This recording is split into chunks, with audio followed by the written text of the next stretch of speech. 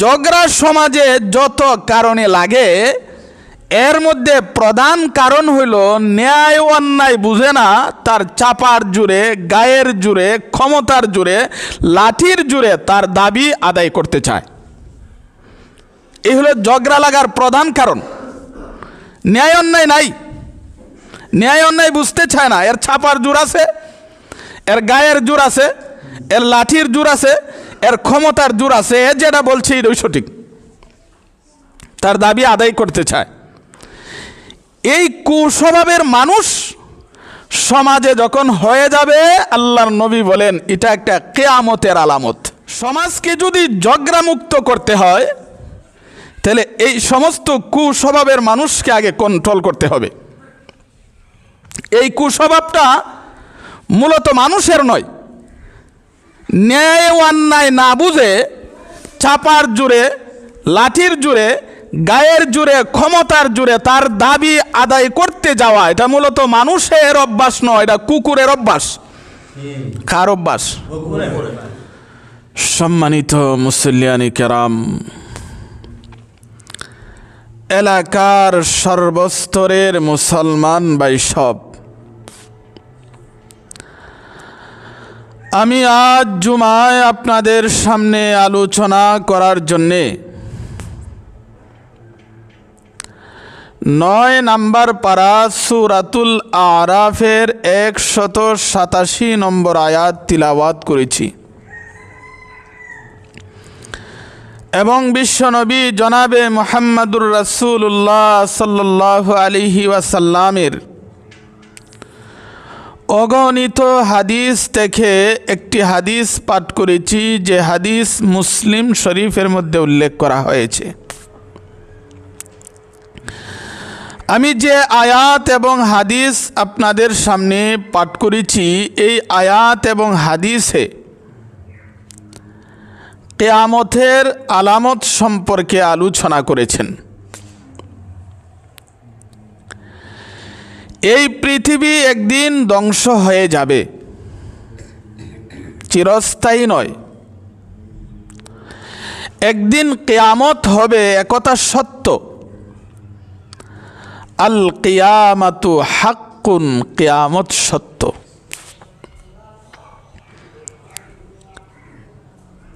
কিয়ামতের মাধ্যমে আসমান, জমিন, চন্দ্র, সূর্য, গ্রহ, নক্ষত্র, গাছপালা, তরুলতা, পশু পাখি যা কিছু আছে সব কিছু ধ্বংস হয়ে যাবে।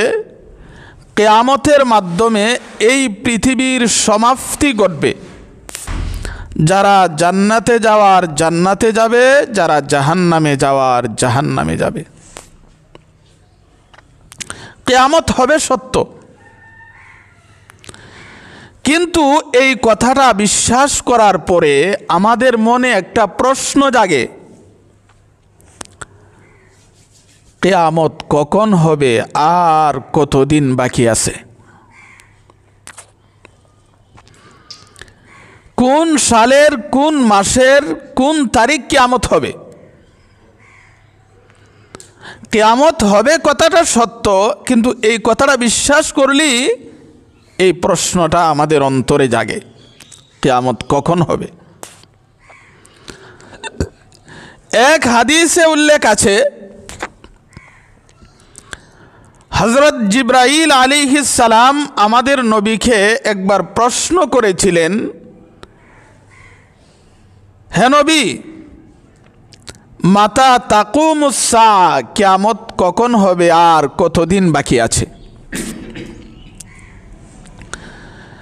আমাদের নবী বিশ্বনবী জনাবি মুহাম্মদুর রাসূলুল্লাহ বললেন, জিবরাইল, কিয়ামত কখন হবে আর কতদিন বাকি আছে, যেমনভাবে আল্লাহ তোমাকে জানতে দেন নাই, আমাকেও জানতে দেন নাই।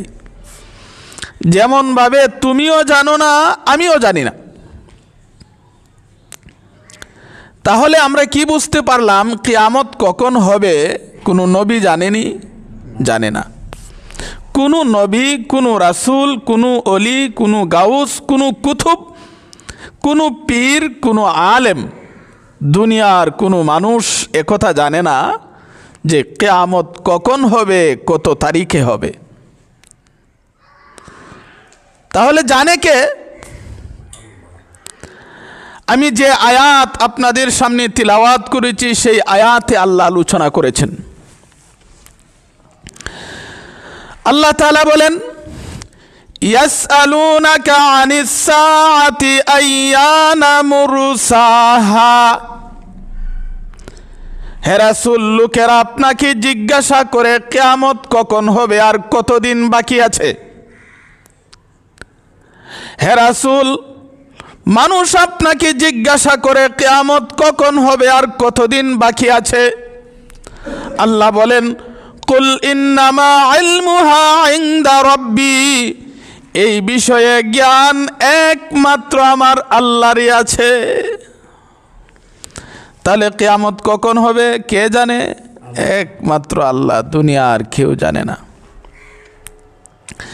কিন্তু আমাদের দেশে মাঝে মাঝে হঠাৎ করে দেখবেন একটা সংবাদ প্রচার হয়, আগামী এত তারিখে কিয়ামত হয়ে যাবে, আগামী মাসে তারকা নাকি পড়ে যাবে। এই ধরনের সংবাদ অনেক সময় প্রচার হয়। কয়েক বছর আগেও একটা সংবাদ প্রচার হয়েছে যে তারকা নাকি চুটে পড়ে যাবে। এর আরও আগে একবার প্রচার হয়েছে এত তারিখে কিয়ামত হয়ে যাবে। এমনও মানুষ দেখেছি ব্যাংক পর্যন্ত ভাঙ্গা খাইয়ে লেছে কিয়ামত হয়ে যাবে। তাহলে কিয়ামত কখন হবে দুনিয়ার কেউ জানে না, একমাত্র জানে আমার আল্লাহ। তবে আমাদের নবী, বিশ্ব নবী কিছু আলামত বলে দিয়েছেন। এক হাদিসের মধ্যে উল্লেখ আছে, যতদিন পর্যন্ত এই দুনিয়াতে একজন মানুষও আল্লাহকে ডাকবে, আল্লাহকে স্মরণ করবে, ততদিন পর্যন্ত কিয়ামত হবে না। যখন একজন মানুষ আল্লাহকে ডাকবে না, তখন কিয়ামত হবে। কিন্তু আমরা যারা আল্লাহরে ডাকি, সবার কিন্তু এক নয়। বর্তমান সারা বিশ্বে পৃথিবীতে যারা আল্লাহকে ডাকে, এদের অনেক আছে আল্লাহরে ডাকে ঠিক, কিন্তু নির্ভেজাল নয়, এদের ডাকার মধ্যে ভেজাল আছে। আবার একদল আছে আল্লাহরে ডাকে কিন্তু ডাকার মধ্যে কোনো ভেজাল নাই। একদল আল্লাহরে ডাকে কিন্তু ডাকার মধ্যে ভেজাল আছে, ভেজাল। আল্লাহরেও ডাকে, আবার আল্লাহর কোনো না কোনো বিধানকে অস্বীকার করে।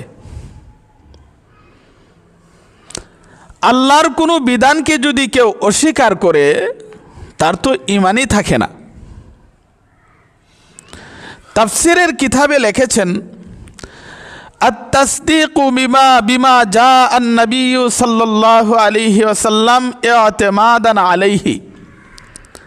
আমাদের নবী, বিশ্ব নবী পরম সত্যবাদী ছিলেন। এই কথা আস্থাশীল হয়ে আমাদের নবী আল্লাহর কাছ থেকে যা কিছু এনে দিয়েছেন সবগুলো কথা সত্য, এই কথা বিশ্বাস করতে পারলে ঈমানদার। কেউ যদি মনে করে আমি কোরআনের সবগুলো কথা বিশ্বাস করি না, তাহলে সে ঈমানদার হতে পারে না, বেঈমান হয়ে যায়। তাহলে অনেকে আছে আল্লাহকে ডাকে ঠিক, কিন্তু আবার মাজারে গিয়া সেজদা করে। আল্লাহকে ডাকে কিন্তু বিভিন্ন ধরনের শিরিক কাজে লিপ্ত আছে। এরা আল্লাহকে ডাকে ঠিক, কিন্তু এরা নির্ভেজাল নয়, এরা ভেজালওয়ালা। এটাও একটা উদাহরণ দিলে বুঝবেন। এক লোক উজু করছে, উজুর ফরজ হলো 4টি। উজুর ফরজ কয়টা? সমস্ত মুখ ধৌত করা, 2 হাতের কবজে কনুই পর্যন্ত ধৌত করা, মাথার 4 ভাগের 1 ভাগ মাসাহ করা এবং 2 পায়ের টাকনু সহ ধৌত করা। কোনো ব্যক্তি উজুর 4টি ফরজ পালন করে উজু করলো, উজু করার পরে পেশাব করলো, উজু রইছেনি।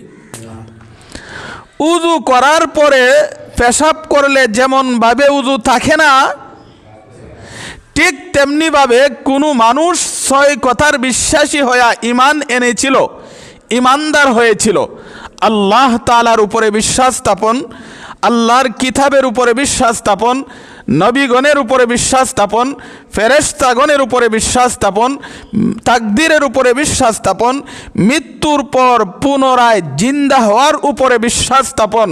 এই 6 কথার বিশ্বাসী হয়ে ঈমান এনেছিল ঠিক, কিন্তু আল্লাহর কোনো না কোনো বিধান অস্বীকার করার কারণে তার ঈমান নষ্ট হয়ে গেল। উযু করার পরে পেশাব করলে যেমন উযু থাকে না, ঈমান আনার পরে আল্লাহর কোনো বিধানকে অস্বীকার করলেও তার ঈমান থাকে না। যারা আল্লাহকেও ডাকে আবার আল্লাহর কোনো না কোনো বিধান অস্বীকার করে, এরা আল্লাহকে ডাকলেও কিছু হয় না, না ডাকলেও কিছু হয় না। এদের ডাকা না ডাকার সাথে কোনো সম্পর্ক না। বিশ্বনবী যে বলেছেন, একজনও যতদিন আল্লাহকে ডাকবে ততদিন কিয়ামত হবে না, এই বেজালওয়ালার কথা বলে নাই, নির্বেজালওয়ালা যারা আল্লাহকে ডাকবে ঠিক, কিন্তু তাদের ডাকার মধ্যে কোনো ভেজাল থাকবে না। আল্লাহকে ডাকবে, ডাকার মধ্যে কোনো শিরিক থাকবে না, ডাকার মধ্যে কোনো বেদাত থাকবে না। আল্লাহকে নির্বেজালভাবে ডাকতে পারবে। ওই ধরনের নির্বেজালওয়ালা একজন লোক যদি দুনিয়াতে থাকে, এই দুনিয়া কিয়ামত হবে না। যখন এই দুনিয়াতে একজনও আল্লাহকে নির্বেজালভাবে ডাকতে পারবে না, তখনই এই দুনিয়া কিয়ামত হয়ে যাবে।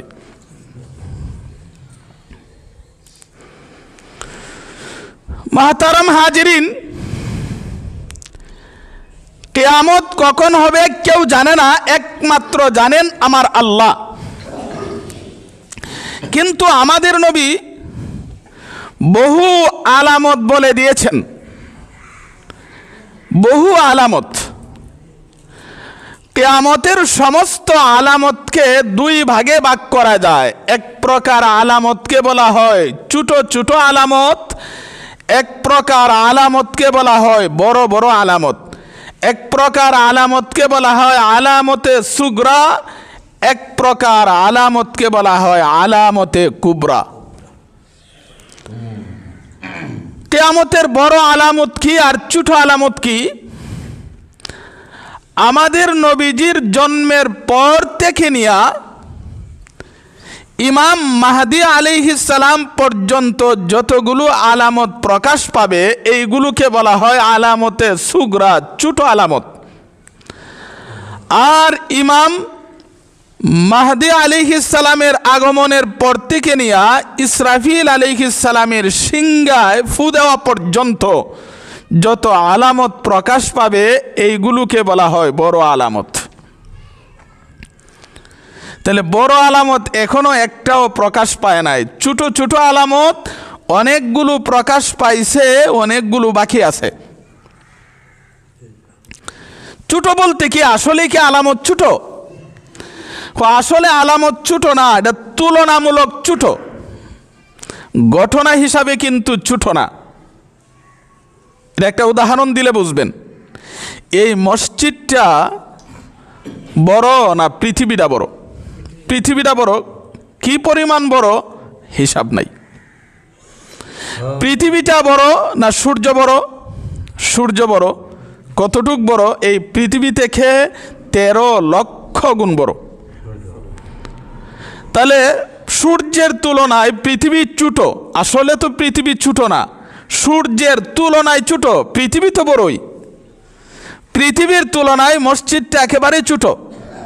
ঠিক তেমনিভাবে আল্লাহর নবী বিশ্বনবী যে কিয়ামতের ছোট ছোট আলামত বলছে, আসলে ছোট না। 10টি বড় আলামতের তুলনায় হলো ছোট। বড় বড় 10টি আলামত কি? 1 নাম্বার ইমাম মাহদী আলাইহিস সালামের আগমন। কিয়ামতের বড় বড় 10টি আলামত হলো, 1 নাম্বার হলো ইমাম মাহদী আলাইহিস সালামের আগমন, 2 নাম্বার দাজ্জালের বহির্গমন, 3 নাম্বার হলো ঈসা আলাইহিস সালামের আসমান থেকে অবতরণ, 4 নাম্বার হলো ইয়াজুজ মাজুজ বের হওয়া, 5 নাম্বার হলো পশ্চিম আকাশে সূর্য উদয় হওয়া, 6 নাম্বার হলো দাব্বাতুল আরদ, এক প্রকারের আজীব প্রাণী বের হওয়া, 7 নাম্বার হলো ঠান্ডা বাতাস প্রবাহিত হওয়া, 8 নাম্বার হলো হাবশীদের বিজয় এবং কাবা ঘরকে ঘুরিয়ে দেওয়া। 9 নাম্বার হলো আগুন বের হওয়া। 10 নাম্বার হলো ইসরাফিল আলাইহিস সালামের সিংহায় ফু দেওয়া। এই 10টি আলামত হলো বড়, আর বাকি যতগুলো আলামত আছে ওই আলামতগুলোকে ছোট ছোট আলামত বলে, ওইগুলারে বড় হয় না। ছোট মানে তুলনামূলক ছোট। আসলে ছোট না তুলনামূলক ছোট? তুলনামূলক ছোট। কিয়ামতের বড় বড় আলামতগুলো ছাড়া বাকি যতগুলো আলামত আছে এগুলোকে ছোট আলামত বলে। কিয়ামতের যত ছোট আলামত আছে এর মধ্যে একটি আলামত হলো অযোগ্যকে দায়িত্ব দেওয়া হবে। কিয়ামতের ছোট ছোট আলামতগুলোর মধ্যে একটা আলামত কি? অযোগ্যকে দায়িত্ব দেওয়া হবে। আল্লাহর নবী, বিশ্ব নবী জনাবি মুহাম্মদুর রাসূলুল্লাহ সাল্লাল্লাহু আলাইহি ওয়াসাল্লাম হাদিস শরীফের মধ্যে বলেন, যখন অযোগ্যকে দায়িত্ব দেওয়া হবে, অযোগ্য জুড়ে দায়িত্ব নেক অথবা সমাজের মানুষে তাকে দেখ, আল্লাহর নবী বলেন অযোগ্যরা যখন সমাজের দায়িত্ব গ্রহণ করে নেবে, দেশের দায়িত্ব তাদের কাছে চলে যাবে, বুঝা নিও এটা কিয়ামতের ছোট আলামতগুলোর একটা আলামত। বর্তমানে যারা একেবারে উপর থেকে নিয়ে নিচ পর্যন্ত দায়িত্ব পালন করতেছে সবাই যোগ্য না অযোগ্য আছে? অযোগ্য আছে। সারা পৃথিবীতে যারা প্রধানমন্ত্রী আছে অধিকাংশ অযোগ্য, মন্ত্রী অযোগ্য, এমপি অযোগ্য, চেয়ারম্যান অযোগ্য, মেম্বার অযোগ্য, সমাজের কর্তা অযোগ্য, ইমাম অযোগ্য, মুয়াজ্জিন অযোগ্য, শিক্ষক অযোগ্য, পীর অযোগ্য। প্রত্যেকটা সেক্টরে অযোগ্যরা দায়িত্ব গ্রহণ করে ফেলতেছে। অযোগ্যরা যখন দায়িত্ব গ্রহণ করবে, আল্লাহর নবী বলেন কিয়ামতের আলামতের এটা একটা ছোট আলামত। এটা একটা উদাহরণ দিলে বুঝবেন। ধরেন এক মসজিদে ইমাম নিবে, যদি কোনো মসজিদে ইমাম নেয় তার যোগ্যতার দরকার আছে না? যোগ্যতার দরকার আছে। 1 নাম্বার, ইমাম যদি নিতে হয় ইমাম সাহেব পাক না পাকের মাসালা জানতে হবে। উযুর ফরজ কয়টি, গোসলের ফরজ কয়টি, তায়াম্মুমের ফরজ কয়টি। 2 নাম্বার, যিনি ইমাম হবেন নামাজের মাসআলা মাসাইল জানতে হবে। নামাজের ফরজ কয়টা, নামাজের ওয়াজিব কয়টা, নামাজ ভঙ্গের কারণ কি কি। 3 নাম্বার, কোরআন শুদ্ধ হতে হবে। এবার যদি কোনো মসজিদে এমন একজন ইমাম নিয়োগ দেয় যে ইমাম ফাক না ফাকের মাসালা জানে না, নামাজের মাসালাও জানে না, কোরআন শুদ্ধও না, এমন লোককে যদি ইমাম বানায় তাহলে 2টা ক্ষতি হবে। 1 নাম্বার, যে কাজের দায়িত্ব দেওয়া হলো ওই কাজটাকে নষ্ট করে দিবে। 2 নাম্বার, দায়িত্বে বসার পরে তার বিরোধিতা করলে তাদের উপরে জুলুম অত্যাচার করবে। যেমন আমাদের দেশের প্রধানমন্ত্রী যিনি ছিলেন যোগ্য ছিলেন না অযোগ্য ছিলেন? অযোগ্য। অযোগ্যকে দায়িত্ব দিলে 2টা কুফল ভোগ করতে হয়। 1 নাম্বার, যে কাজের দায়িত্ব দিল ওই কাজটাকে 12টা বাজায় ছাড়বে। 2 নাম্বার, কেউ যদি তার বিরোধিতা করে তাদের উপরে জুলুম অত্যাচার করবে। দেখেন নবীজির হাদিস মিলে কিনা। অযোগ্য প্রধানমন্ত্রী হওয়ার কারণে বাংলাদেশের 12টা বাজায় ছাড়ছে, আর যখন তার বিরোধিতা কেউ করছে তাদের উপরে জুলুম অত্যাচার করেছে। অযোগ্যকে দায়িত্ব দিলে 2টি কুফল ভোগ করতে হয়। 1 নাম্বার, যে কাজের দায়িত্ব দেওয়া হলো ওই কাজের 12টা বাজিয়ে ছাড়ে। 2 নাম্বার হলো কেউ যদি তার বিরোধিতা করে তাদের উপরে জুলুম অত্যাচার করে। ধরেন ইউনিয়নের চেয়ারম্যান যদি অযোগ্য হয় তাহলে 1 নাম্বার ইউনিয়নের 12টা বাজায় ছাড়বে। 2 নাম্বার, যদি তার বিরুদ্ধে কেউ মুখ খুলে তার উপরে জুলুম অত্যাচার করবে। আল্লাহর নবী বিশ্ব নবী বলেছেন অযোগ্যরা যখন দায়িত্ব গ্রহণ করবে, সমাজের কর্তা হবে, অযোগ্যরা যখন সমাজের কর্তা হবে, তখন বুঝা নিও কিয়ামতের আলামতগুলোর মধ্যে এটা একটা ছোট আলামত। কিয়ামতের ছোট ছোট আলামতগুলোর মধ্যে আরেকটি আলামত হলো ঝগড়া, মারামারি, খাটাখাটি, খুন খারাপি লেগে থাকবে, বেড়ে যাবে। কি বাইরে যাইব? ঝগড়া, মারামারি, খাটাখাটি, খুন খারাপি। ঝগড়া লাগে কেন?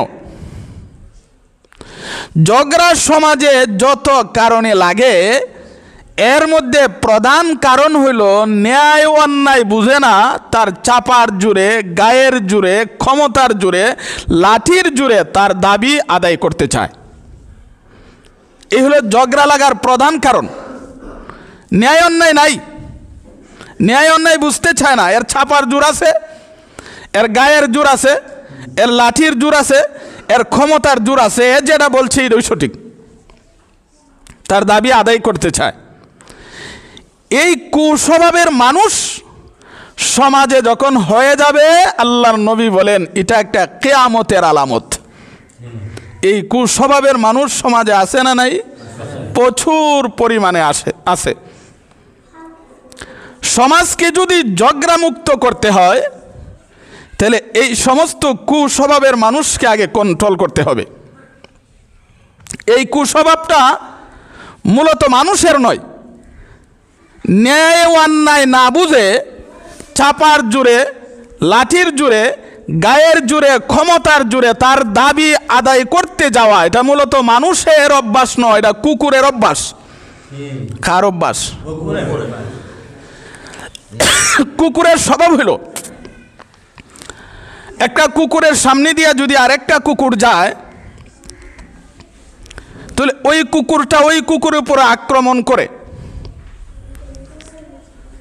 যদি তারে জিজ্ঞাসা করা হয় তার উপরে আক্রমণ করলে কেন, তার একটাই জবাব, এ আমার চেয়ে দুর্বল কেন।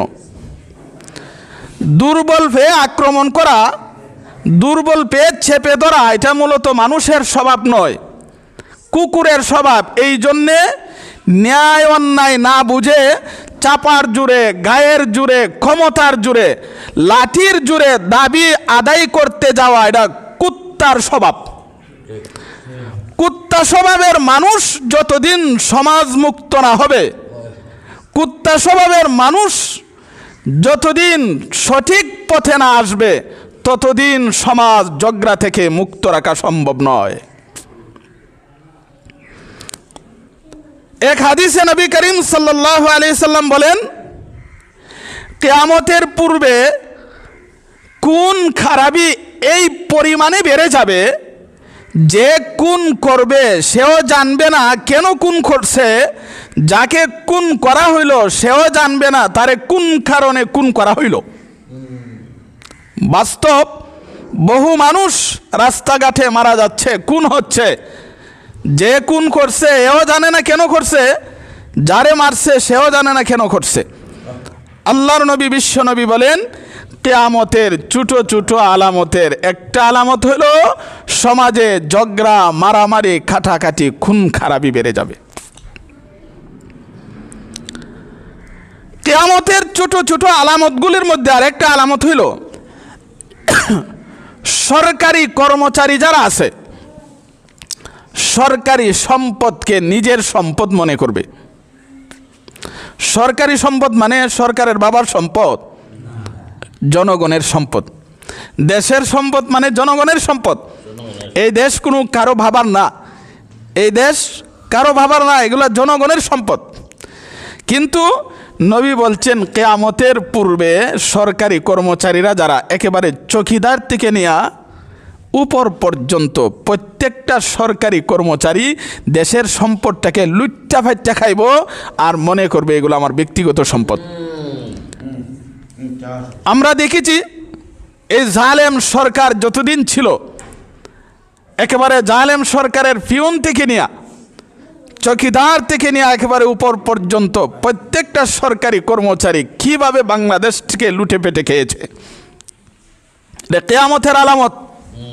কিসের আলামত? কিয়ামতের আলামত। সরকারি কর্মচারীরা সরকারি সম্পদকে লুইঠা বাইটা খাইব, আর এটাকে কি মনে করব? নিজের সম্পদ মনে করব, নিজের সম্পদ। তেলের বোতল খাটের নিচে পাওয়া যাবে, দেশের কোটি কোটি টাকা বিদেশে পাচার করবে। এটা কিয়ামতের আলামত। অথচ হযরত ওমর রাদিয়াল্লাহু তাআলা আনহু আমাদেরকে কি শিক্ষা দিয়েছেন? ওমর রাদিয়াল্লাহু তাআলা আনহু যখন রাষ্ট্রপ্রধান, বাংলাদেশের মতো রাষ্ট্র নয়, পুরা অর্ধ জাহান পরিচালনা করেন। ওমর রাষ্ট্রের খলিফা, রাষ্ট্রের প্রধান। শাম দেশ থেকে কয়েক ঢাম তেল পাঠাইছে। ওমর রাদিয়াল্লাহু তাআলা আনহু রাষ্ট্রের প্রধান, তিনি নিজের হাতে তেলগুলো বন্টন করে দিচ্ছেন। তেল বন্টন করে দিচ্ছেন। একটা ঢামের তেল যখন শেষ হয়েছে, এই ঢামটা একটা পাশে রেখে দিল। ওমর রাদিয়াল্লাহু তাআলা আনহুর ছেলে এই খালি ডাম থেকে মুইছা মুইছা তেল ব্যবহার করতে শুরু করছে, মাথায় লাগাইতে শুরু করছে। ওমর রাদিয়াল্লাহু তাআলা আনহু চিন্তা করলেন, আমি রাষ্ট্রের প্রধান, আমার ছেলে জনগণের তেল ব্যবহার করবে, অথচ জনগণের তো আর কোনো দাবিই নাই এটাতে, এটা তো খালি ডাম। ওমর রাদিয়াল্লাহু তাআলা আনহু তার ছেলেকে নাফিতের কাছে নিয়ে তার মাথাটাকে নেড়া করে দিলেন, খামাইয়া দিলেন। তাহলে ইসলামী শাসক যারা, তারা দেশের সম্পদটাকে কি গুরুত্ব দিতেন, কি মনে করতেন, আর বর্তমান যারা শাসক এরা দেশের সম্পদটাকে কি মনে করে? এরা মনে করে এটা নিজের সম্পদ। কোটি কোটি টাকা বিদেশে পাচার করে।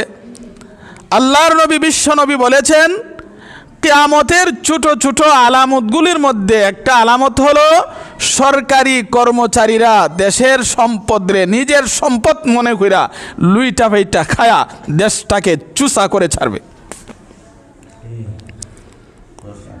এটা কিয়ামতের একটা ছোট আলামত।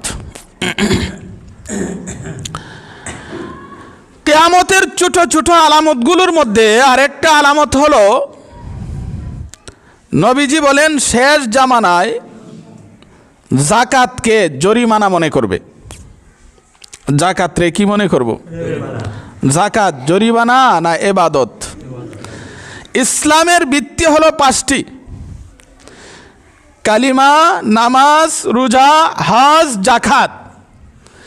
ইসলামের 5টি ভিত্তির গুরুত্বপূর্ণ একটা ভিত্তি হলো যাকাত।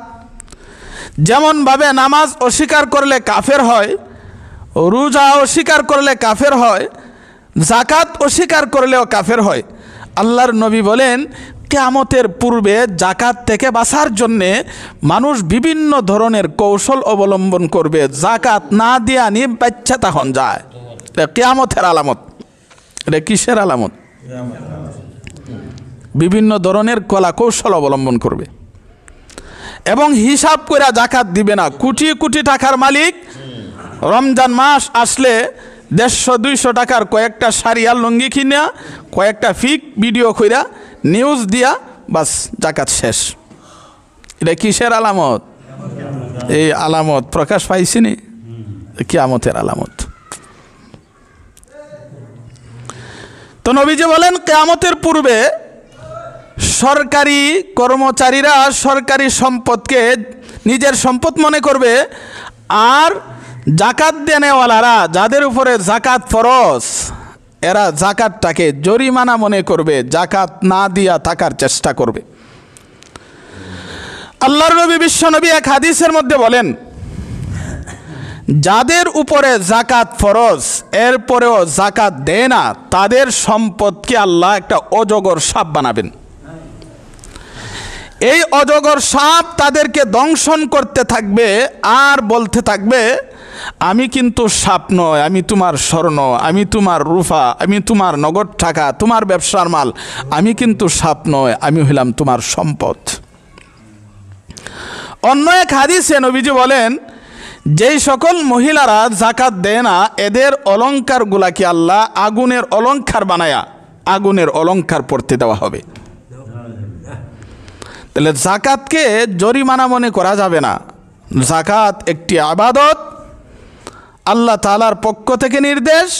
সুতরাং যাদের উপরে জাকাত ফরজ, জাকাত আদায় করা লাগবে। কিয়ামতের ছোট ছোট আলামতগুলোর মধ্যে আরেকটি আলামত হলো গান বাজনা এবং নর্তকী বেড়ে যাবে। কি বেড়ে যাইব? গান বাজনা, নর্তকী। নারীরা গান গাবে আর পুরুষেরা দেখবে। সারা বাংলাদেশে এই আলামত প্রকাশ পাইলেও বগডোহর গ্রামে এই আলামত প্রকাশ পাইছে না। নারীরা গান গাইব আর পুরুষে গান শুনবে। এটা কিসের আলামত? এটা কিসের আলামত? কিয়ামতের আলামত। আজ দেখা যায় বহু জায়গাতে নারীরা নর্তকী নাচে, গান গায়, আর পুরুষে তামসা দেখে এটাকেও ইবাদত মনে করে। কিয়ামতের আলামতগুলোর মধ্যে একটা হলো গান বাজনার প্রচলন বেড়ে যাবে। আল্লাহর নবী বলেন, গান বাজনার শুধু প্রচলন বাড়বেই না, গান বাজনা শুনতে শুনতে, গাইতে গাইতে, দেখতে দেখতে এমন মনে করবে এটারে হালাল মনে করবে। এমন লোক কি আপনাদের সমাজে আছে যারা গান বাজনারে হালাল মনে করে? হালাল রে যদি কেউ হালাল মনে করে, হারাম রে যদি কেউ হারাম মনে করে, এটা এক জিনিস। আর হারামকে যদি কেউ হালাল মনে করে, এটা আরেক জিনিস। শুকরের গোশত হালাল না হারাম? হারাম। কেউ যদি শুকরের গোশত হারাম মনে করি খায়, তাহলে তার ঈমান যাইতো না, গুনাহ হবে, কবিরা গুনাহ হবে। আর শুকরের গোশত যদি কেউ হালাল মনে করে খায়, এর ঈমানই থাকতো না। ঠিক তেমনিভাবে গান বাজনা যদি কেউ শুনে কিন্তু হারাম মনে করে শুনে, ঈমান থাকবে কিন্তু কবিরা গুনাহ হবে, কঠিন গুনাহ হবে। আর গান বাজনাকে কেউ যদি হালাল মনে করে শুনে, হালাল মনে করে গায়, তার ঈমানই থাকবে না। তাহলে হারামকে হারাম মনে করা এক জিনিস, আর হারামকে হালাল মনে করা আরেক জিনিস। পর্দা কেউ মানে না, এই জন্য সে কাফের হবে না, কিন্তু পর্দা অস্বীকার করলে কাফের। নামাজ কেউ পড়ে না, এই জন্য সে কাফের না, কিন্তু নামাজ অস্বীকার করলে কাফের। জাকাত দেয় না, এই জন্য সে কাফের না, জাকাতকে অস্বীকার করলে কাফের। ঠিক তেমনিভাবে কেউ যদি গান শুনে গায়, এই জন্য কাফের হবে না, গুনাহ হবে, কিন্তু কেউ যদি হালাল মনে করে, তার ঈমানই থাকবে না। তো আল্লাহর নবী বিশ্ব নবী বলেছেন, কিয়ামতের আলামতগুলোর মধ্যে যতগুলো আলামত আছে, এর মধ্যে একটা হলো কিয়ামতের পূর্বে গান বাজনার নর্তকীর প্রচলন বেড়ে যাবে। এই আলামতটা প্রকাশ পাইছিনি? কিয়ামতের ছোট ছোট আলামতগুলোর মধ্যে আরেকটা আলামত হইল নারীরা নেতৃত্ব দিবে, সমাজের কর্তা হয়ে যাবে নারী। মার্কেটে গেলে টাইম থাকবে আগে আর ইলা থাকবে পিছে। এটা কিসের আলামত? যে কোনো বিষয়ে বাড়িতে গেলে পুরুষ বলবে আমি কিচ্ছু জানি না, সব জানে ইলা। যে কোনো জিনিস জিগাইতে হলে এখানে জিঙ্গাই লাগে। নারীরা হয়ে যাবে সমাজের কর্তা। এটা আমার কথা না, আল্লাহর নবী বিশ্ব নবী বলেন, যে জাতি নারীকে কর্তা বানাবে ওই সমাজের ভবিষ্যৎ অন্ধকার। ওই সমাজের দেখেন, আমরা বাংলাদেশে আমরা নারীদেরকে কর্তা বানাইছিলাম, আমাদের ভবিষ্যৎ অন্ধকার হইছিনি। যেই দেশের নারীরা কর্তা হয়, ওই দেশ আর দেশ থাকে না, ওই দেশের ভবিষ্যৎ অন্ধকার হয়ে যায়। যারা নারীর অধিকার নিয়ে স্লোগান দেয়, আমেরিকা সারা জীবন নারীর অধিকার নিয়ে স্লোগান দেয়, এরা কোনোদিন শুনছেননি নারীরা কর্তা বানাইছে? যারা স্লোগান দেয় এরাও কর্তা বানায় না। পাগল হইল তাহলে ঠিক আছে, এরা জানে। কিন্তু আমরা গুজবে বাঙালি নারীরে কর্তৃত্ব দিছি, বাংলাদেশের 12টা বাজাইছি।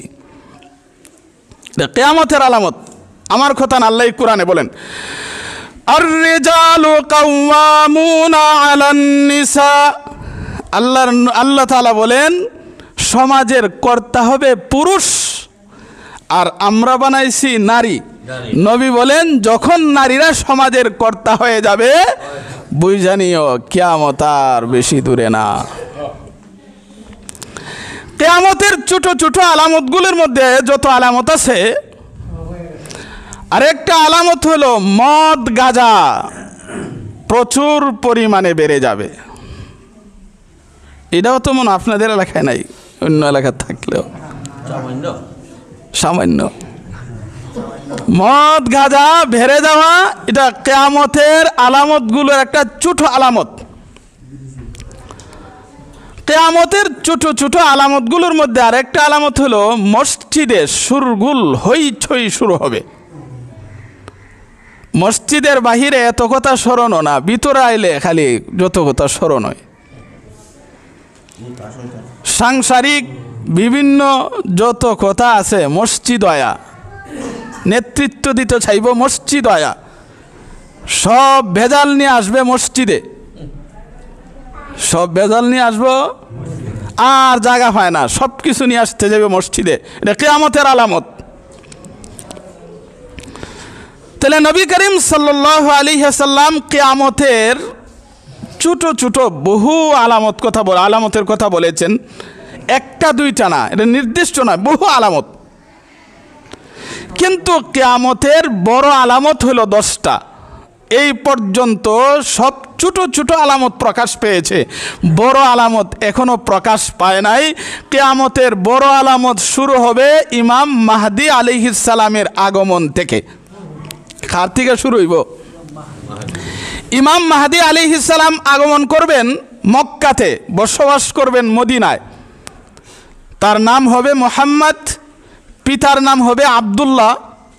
তিনি ফাতেমা রাদিয়াল্লাহু তাআলা আনহার বংশধর হবে এবং তার স্বভাব চরিত্র আখলাক হবে নবীজির মতো সাদৃশ্য, কিন্তু চেহারা সুরত গঠনে নবীর সাথে মিলবে না।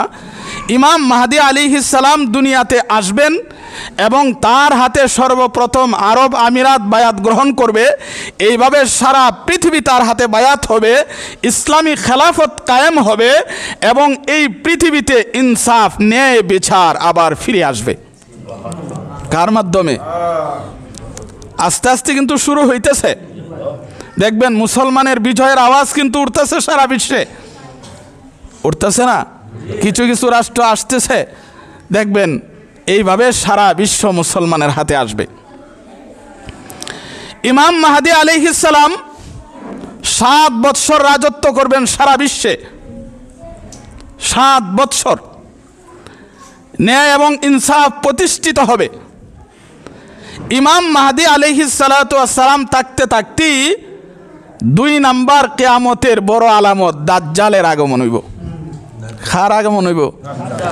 এর একটা চোখ থাকবে অন্ধ, আর এই খেজুরের বিচির মতো বা আঙ্গুরের বিচির মতো এটা ফুলা থাকবে। তার কপালে লেখা থাকবে কাফের। এ থাকবে ইহুদি বংশের একটা কাফের ব্যক্তি আর কি, দাজ্জাল। এই দাজ্জাল পৃথিবীতে এসে প্রথমে নবুয়ত দাবি করবে, পরবর্তীতে সে খোদা দাবি করবে। এ বেশি দিন থাকবে না, 40 দিন। কিন্তু 40 দিনে বহু মানুষকে পথভ্রষ্ট করে ছাড়বে। আর দাজ্জালকেও আল্লাহ ক্ষমতা দিবেন মানুষকে পরীক্ষা করার জন্যে। এর এক হাতে থাকবে আগুন আর এক হাতে থাকবে বাগান। আগুন মানে জান্নাত, বাগান মানে জাহান্নাম। এর আল্লাহ এমন ক্ষমতা দিবে, এ যদি আসমানের দিকে তাকায় বলে বৃষ্টি শুরু হয়ে যাবে। জমিনকে যদি বলে যে ফসল উৎপন্ন করো, ফসল উৎপন্ন শুরু হয়ে যাবে। আল্লাহ ক্ষমতাটা দিবে মানুষকে পরীক্ষা করার জন্যে। এ এক গ্রাম অঞ্চলে প্রবেশ করবে, গ্রাম্য মানুষকে গিয়া বলবে আমি যদি তোর আব্বা আম্মারে জিন্দা করে দেই তাহলে আমার ক্ষুধা মানবে নি। এমনি 2টা শয়তান তার এক আব্বা এবং আম্মার সুরত দুইটার সামনে এসে উপস্থিত হয়ে যাবে। এত মনে করবে আসলে শয়তান। তার আব্বা আমার সুরত ধরে বলবে আমরা তো তোর বাবা, তোর মা, আর তুই হলে আমাদের সন্তান। আমরা তোকে নির্দেশ দিলাম তুই এরে ক্ষুধা মান। কেমন চক্রান্ত করবে! এই দাজ্জাল মক্কাতে প্রবেশ করার ইচ্ছা করবে, কিন্তু মক্কারে ফেরেশতারা ঘাট দিবে, মক্কার ভিতরে ঢুকার ক্ষমতা থাকবে না। এরপরে যাবে মদিনায়, মদিনা থেকে ঢুকতে পারবে না, ফেরেশতাদের ঘাট থাকবে। এই দাজ্জাল 40 দিন থাকবে।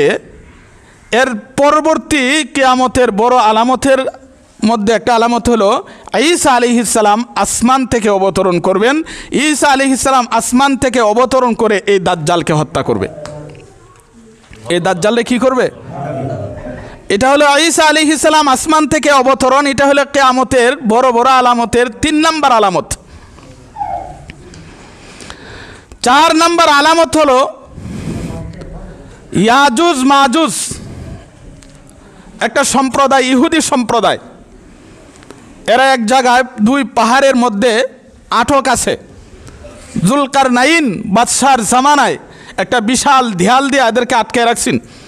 কিয়ামতের পূর্বে সেখান থেকে তারা বের হয়ে আসবে, ইয়াজুজ মাজুজ। 4 নম্বর কিয়ামতের বড় বড় আলামতের একটা আলামত হলো পশ্চিম দিকে সূর্য উদয় হবে।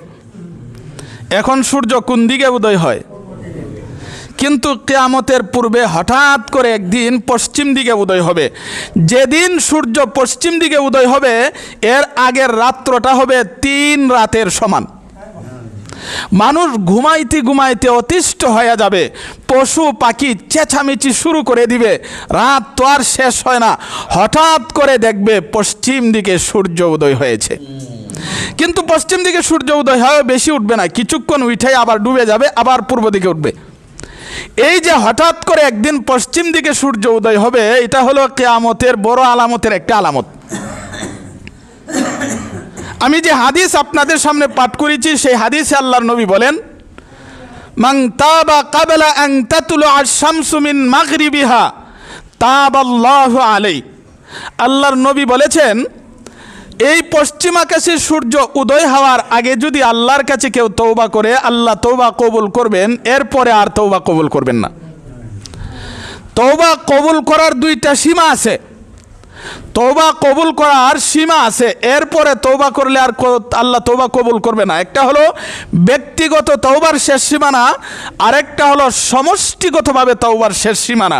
ব্যক্তিগতভাবে তওবার শেষ সীমানা হলো যেদিন আজরাইল জান কবজ করার জন্য আসবে, আর আজরাইলকে সে দেখে ফেলবে, দেখটা বুঝতে পারবে যে এখন আমার মরণ হয়ে যাবে। আজরাইলকে দেখে ফেললে আর তওবা করলে কবুল হবে না, এখন আর তওবা করলে কাম হইতো না। আর 2 নম্বর সমষ্টিগত তওবার শেষ সীমানা হলো একদিন পশ্চিম আকাশে সূর্য উদয় হবে। সূর্য যেদিন উদয় হয়ে যাবে, আর তওবা করলেও কবুল হবে না, ঈমান আনলেও কবুল হবে না। অথচ সূর্য যেদিন পশ্চিম আকাশে উদয় হবে, সারা দুনিয়ার মানুষ ঈমান আনবে, আল্লাহর কাছে তওবা করা শুরু করে দিবে, বুঝতে পারবে, কিন্তু আল্লাহ তওবা কবুল করবেন না। 6 নম্বর হলো দাব্বাতুল আরদ। এর কিছুদিন পরেই এক ধরনের প্রাণী বের হবে, আজীব প্রাণী, মানুষের সাথে কথা বলবে। যারা ইমানদার তাদেরকে একটা চিহ্ন লাগাই দিবে, যারা কাফের এদেরকে একটা চিহ্ন লাগাই দিবে। আজীব প্রাণী, এই চিহ্ন লাগানোর কারণে মুসলমানদের চেহারা উজ্জ্বল হয়ে যাবে, মুসলমান চিনা যাবে, কাফের চেহারা কালো হয়ে যাবে। তখন মানুষ কাফেরকে আর মুসলমানকে পার্থক্য হয়ে যাবে, বুঝে ফেলতে পারবে। দাব্বাতুল আরদ। এর কিছুদিন পরই আল্লাহ একটা ঠান্ডা বাতাস প্রবাহিত করবেন। ঠান্ডা বাতাস প্রবাহিত করার পরে সারা দুনিয়ার ইমানদার মারা যাবে। এর কিছুদিন পরই হাবশীদের বিজয়, আবার দেখা যাইব দুনিয়াতে আবার অন্যায়, আবার বিধর্মীদের হাতে আবার চলে যাবে। এর কিছুদিন পরে আবার আল্লাহ একটা গরম বাতাস প্রবাহিত করবেন। গরম বাতাস প্রবাহিত করার পরে এর কিছুদিন পরেই ইসরাফিল আলাইহিস সালামকে আল্লাহ তাআলা হুকুম দিবেন সিংহায় ফু দেওয়ার জন্যে। সিংহায় ফু দিবেন, সারা পৃথিবী ধ্বংস হয়ে যাবে। এই জন্য মাহতারাম হাজিরিন, কিয়ামতের ছোট ছোট আলামত প্রকাশ বহু পেয়েছে, বড় আলামত এখনো প্রকাশ পায় নাই। কিন্তু যে হালত আমাদের অবস্থায় বোঝা যাচ্ছে আর বেশি দূরে নয়। তবে কিয়ামত কখন হবে, কোন সালের কোন মাসের কোন তারিখে হবে, এটা দুনিয়ার কেউ জানে না। জানে কে? একমাত্র আমার আল্লাহ। আমি যে আয়াত তিলাওয়াত করেছিলাম, ইয়াসআলুনাকা আনিস সাআতি আইয়ানা মুরসাহা, আল্লাহ বলেন হে রাসূল, মানুষে আপনারে জিজ্ঞাসা করে কিয়ামত কখন হবে, কোন দিন হবে, কতদিন বাকি আছে। কুল ইন্নামা ইলমুহা ইনদা রব্বি, আপনি মানুষকে বলে দেন এই বিষয়ের জ্ঞান দুনিয়ার কারো কাছে না, একমাত্র আমার আল্লাহর কাছে আছে। আল্লাহ তাআলা আমাদেরকে এই আলোচনা থেকে শিক্ষা গ্রহণ করার তৌফিক দান করুন। যারা সুন্নত পড়ছেন না, সুন্নত পড়েন।